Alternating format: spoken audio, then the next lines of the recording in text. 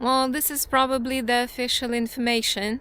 You heard on the news that day that Ukraine was under huge massive attack, and that huge massive attack destroyed half of Ukrainian power grid.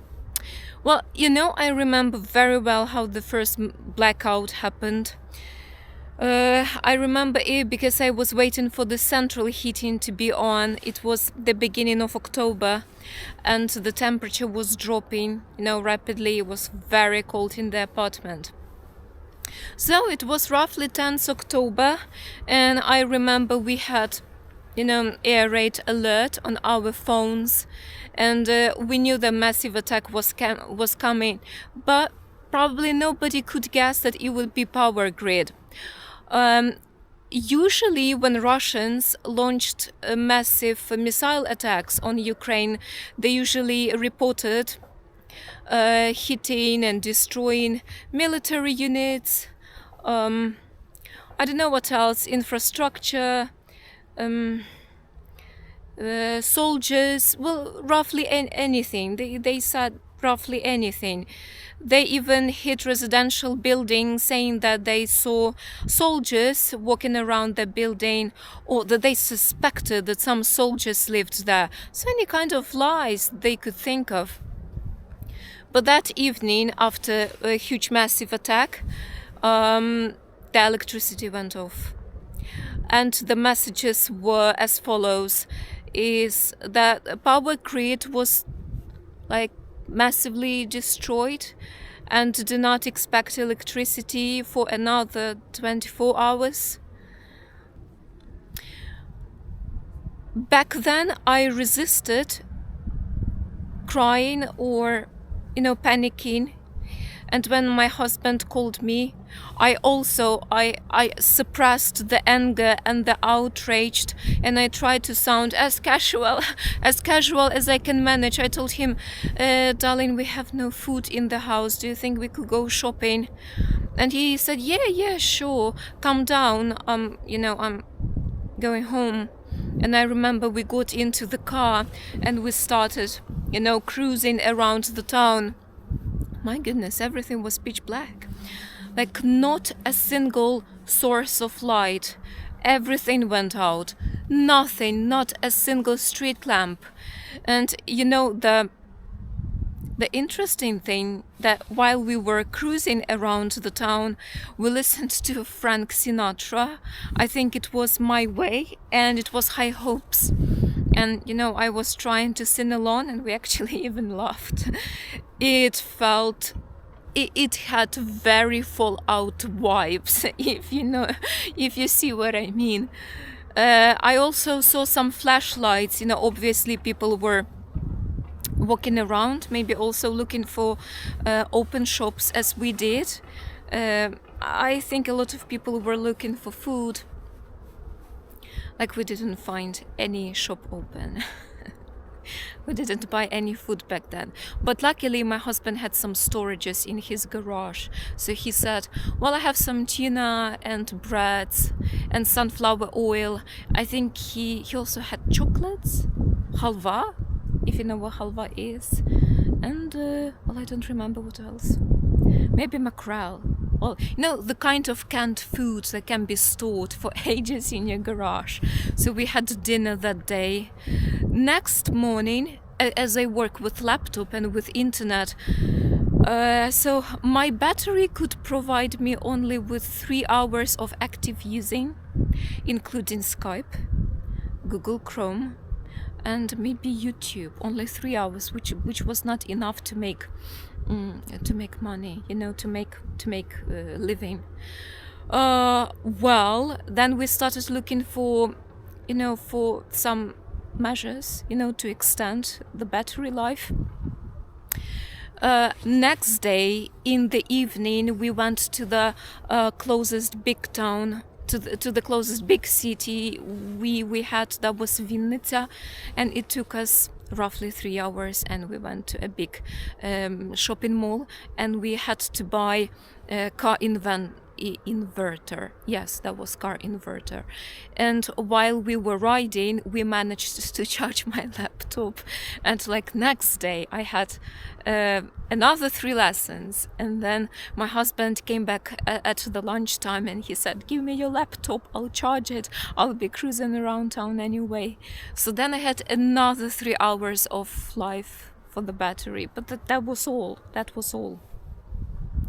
As for the shops, the big chains obviously were waiting for, I don't know what they were waiting for. The big chains were waiting for electricity, obviously.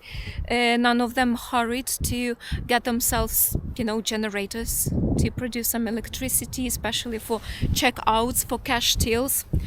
They worked only when we had electricity. So you had the chance to buy food only when electricity was on.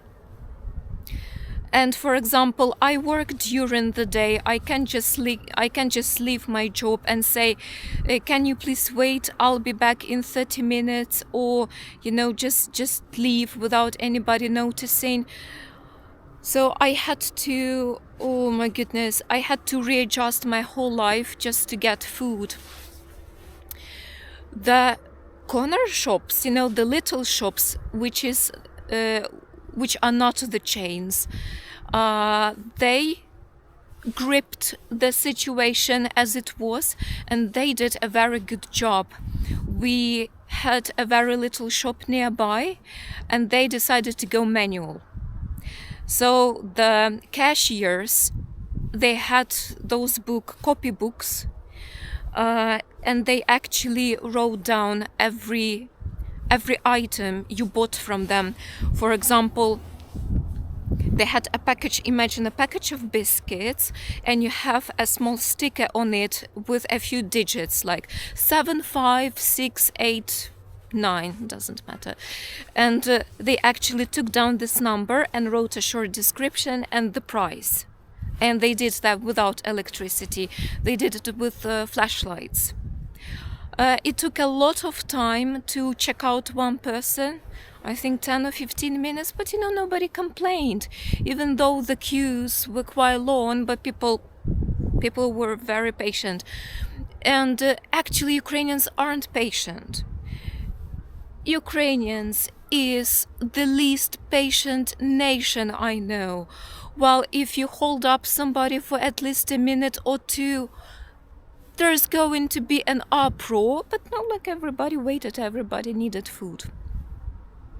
In a couple of next days, the supermarket chains seemed to have, come around. They got themselves generators and they started selling food, without any restrictions, which was nice.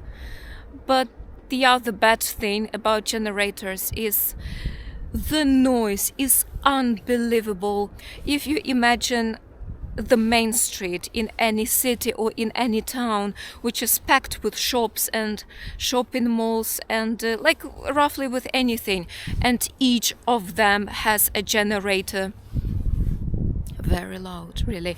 If you speak on the phone, you have to hang up because nobody's going to hear you. Well, I must have mentioned that I live in a little town. So in my little town, everything was very well organized. I mean, in the first days of blackout, the local authorities came up with 5 lines, not 4, but 5, I suppose. That means that if you are in line 4, for example, it means that your address will be getting electricity, for example, from 10 o'clock to 12 o'clock. And then, for example, from 4 o'clock to 6 o'clock. So it meant that you could find the timetable of when you would have electricity and when you wouldn't. Little businesses, little enterprises got themselves batteries and generators also very quickly. Like nobody was waiting for a miracle. If you wanted to have your nails done or to have your hair cut or other services, the Russian expired president and his sidekicks explained that they decided to destroy Ukrainian power grid because Ukrainian power grids gives energy, gives electricity to make weapons. So they decided to destroy it. Well, I have different opinion of that. They started huge missile attacks on power grid, not in the summer and not in the spring. They started when the winter was coming. So I suppose they wanted everybody to get frightened because, well, they imagined that if there is no electricity, Ukrainians would go to the streets, would go to Bankova Street where, President Zelensky resides. And people would make riot against the president and they would demand Ukraine to surrender because we needed electricity back then. And by the way, I'm not sure if you know, most of block of flats, residential buildings, they have central heating. It means that if there is no electricity, there is no central heating. I think it was a very mistaken idea because even in the blackout, the apartments were very warm, really. The radiators were really hot. I never felt cold in my apartment. So I don't know if they didn't take that into account or it was just not the target. Well, I can't explain that. Well, another thing, I think that the expired president and the propaganda still think that Ukrainians and Russians are very the same.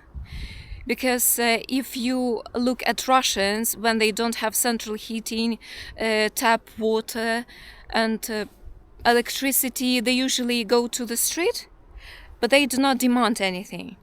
They bring the posters and they address their president and they say, "Dear Vladimir Vladimirovich, we are addressing you and begging for help.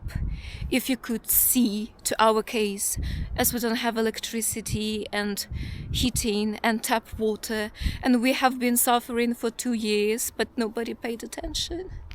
Obviously, they wanted Ukrainians to do the same. But Ukrainians and Russians are different. I know you heard different. I know that you heard that Ukrainians and Russians are very same. Well, we are same at some point because we are neighbors. We have been, and unfortunately, we will always be. But it doesn't mean that we would react the same to the same situations. Well, when Ukrainians faced blackouts, we started looking for ways out.